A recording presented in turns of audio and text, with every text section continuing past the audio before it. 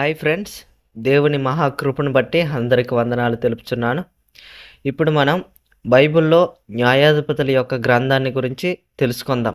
Introduction, అదేవిధంగా ఎంతమంది న్యాయాధిపతులు ఉన్నారు అనే విషయాన్ని వాటి గురించి మనం ఇప్పుడు తెలుసుకుందాం. ఇంట్రడక్షన్ ఏమిటంటే, పరిశుద్ధ బైబిల్ గ్రంథంలో న్యాయాధిపతుల గ్రంథం 7వ పుస్తకంగా మనం చూడవచ్చు. చరిత్ర గ్రంథాల్లో 2వది. యెహోషువ మరణాంతరం ఇశ్రాయేలీలు విశ్వాసభ్రష్టులై దేవునికి కోపం పుట్టించారు. ఇశ్రాయేలీలు పరాయి పాలకుల చేతిలో అష్టకష్టాలు పడడానికి కారణం వారి పాపమేనని బైబిల్ స్పష్టం చేస్తుంది. వారికి నాయకుడు లేడు. అన్యులతో సాంగత్యం, వివాహ సంబంధాలు పెంచుకున్నారు. ఇశ్రాయేలీల చరిత్ర కేవలం పాత నిబంధన నుంచే మాత్రమే కొంతవరకు తెలుసుకోగలం. యెహోషువ గ్రంథంలోని మొదటి అధ్యాయాల్లోని విషయాలు ప్రతిపాదన ధోరణిలో రాయబడ్డాయి. న్యాయాధిపతుల గ్రంథంలోని మొదటి అధ్యాయాల్లోని విషయాలు వాస్తవిక చరిత్ర పరిస్థితులని పండితుల అభిప్రాయం. న్యాయాధిపతుల గ్రంథం యెహోషువ గ్రంథం కొనసాగింపని చెప్పవచ్చు. యెహోషువ మృతి నొందిన తర్వాత అనే మాటతో 1వ అధ్యాయం 1వ వచనం నుంచి మనం చూడవచ్చు. న్యాయాధిపతుల గ్రంథం ప్రారంభం అవుతుంది. యెహోషువ న్యాయాధిపతుల గ్రంథాలు 2 అంతకు ముందరి నాయకుడి మరణంతో ప్రారంభం అవుతున్నాయి. అంటే మరణం నుండి చరిత్ర ప్రారంభం అవుతున్నదన్నమాట. దేవుడు తన పనికి వారిని నియమిస్తాడు, కానీ తన పనివారు మరణించినంత మాత్రాన దేవుని పని ఆగిపోదు. తన పనిని కొనసాగిస్తాడు. ఎందుకంటే లోకంలో దేవుని వాక్యం ఏ ఒక్క వ్యక్తి మీద ఆధారపడి ఉండదు. న్యాయాధిపతుల యొక్క గ్రంథ రచయిత మనం చూసినట్లయితే ఖచ్చితంగా తెలీదు.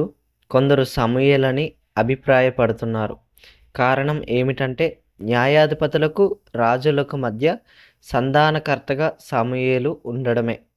అధ్యాయాలు మనం చూసినట్లయితే 21 అధ్యాయాలు, వచనాలు చూసినట్లయితే సుమారుగా 617 వచనాలు అనేది బైబిల్ గ్రంథంలో చూడవచ్చు. మూల వాక్యాలు మనం చూసినట్లయితే, ఈ ప్రజలు నా మాట వినక వీరి పితరులతో నేను చేసిన నిబంధనను మీరుదురు గనుక నేను నియమించిన విధి అనుసరించి వారి పితరులు నడిచినట్లు వీరును యెహోవా విధిని అనుసరించి నడుచుదురో లేదో ఆ జనముల వలన ఇశ్రాయేలీలను శోధించెదను అని న్యాయాధిపతుల గ్రంథం 2వ అధ్యాయం 20 నుంచి 21 వచనాల్లో మనం చూడవచ్చు. ఆ దినములలో ఇశ్రాయేలీలకు రాజు లేడు. ప్రతివాడు తన ఇష్టానుసారంగా ప్రవర్తించుచూ వచ్చెను. దీన్ని మనం న్యాయాధిపతుల గ్రంథం 21వ అధ్యాయం 25వ వచనంలో చూడవచ్చు. న్యాయాధిపతుల పేర్లు, జయించిన వారి వివరాలు మనం చూసినట్లయితే, మొదటివాడు ఒత్నీయేలు.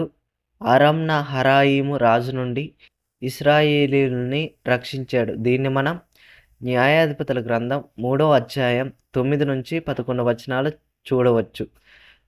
రెండవ న్యాయాధిపతి ఏహూదు. మోయాబీయుల్ని, అమ్మోనీయుల్ని ఓడించారు. దీన్ని మనం న్యాయాధిపతుల గ్రంథం 3వ అధ్యాయం 15 నుంచి 30 వచనాల్లో చూడవచ్చు. మూడో న్యాయాధిపతి షమ్గూరు. 600 మంది ఫిలిష్తీయులను మునికోల కర్రతో జయించాడు. దీన్ని మనం న్యాయాధిపతుల గ్రంథం 3వ అధ్యాయం 30 వచనాల్లో చూడవచ్చు. 4వ న్యాయాధిపతి మనం చూసినట్లయితే దెబోరా. ఈమె స్త్రీ.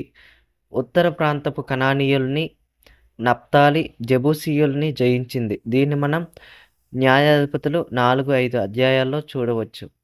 అదేవిధంగా 5వ న్యాయాధిపతి మనం చూసినట్లయితే గిద్యోను.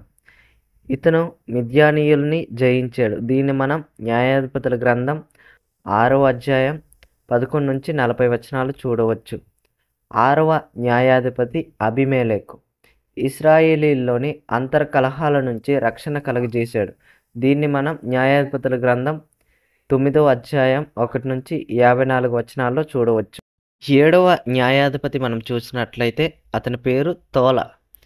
ఇతను మిద్యానీయుల్ని జయించాడు. దీన్ని మనం న్యాయాధిపతుల గ్రంథం 10వ అధ్యాయం 1 నుంచి 2 వచనాల్లో చూడవచ్చు. అదేవిధంగా 8వ న్యాయాధిపతి యాయీరు. ఇతను మిద్యానీయుల్ని జయించాడు. దీన్ని మనం న్యాయాధిపతుల గ్రంథం 10వ అధ్యాయం 3-5 వచనాల వరకు చూడవచ్చు. 9వ న్యాయాధిపతి మనం చూసినట్లయితే యొఫ్తా అమ్మోనియల్ని జయించాడు. దీన్ని మనం 11వ అధ్యాయం అండ్ 12వ అధ్యాయాల్లో చూడవచ్చు. అదేవిధంగా 10వ న్యాయాధిపతి ఇబ్సాను, అతను అమ్మోనియల్ని జయించాడు. దీన్ని మనం న్యాయాధిపతుల గ్రంథం 12వ అధ్యాయం 8-10 వచనాల్లోనూ చూడవచ్చు. 11వ న్యాయాధిపతి ఏలోను, అతను అమ్మోనియల్ని జయించాడు. దీన్ని మనం న్యాయాధిపతుల గ్రంథం 12వ అధ్యాయం 11-12 వచనాల్లో చూడవచ్చు. 12వ న్యాయాధిపతి అబ్దోను అమ్మోనియల్ని జయించాడు. దీన్ని మనం న్యాయాధిపతుల గ్రంథం 12వ అధ్యాయం 13-14 వచనాల్లో చూడవచ్చు. అదేవిధంగా 13వ న్యాయాధిపతి సంసోను, అతను ఫిలిష్తీయుల్ని జయించాడు. దీన్ని మనం 13-16 అధ్యాయాల్లో చూడవచ్చు.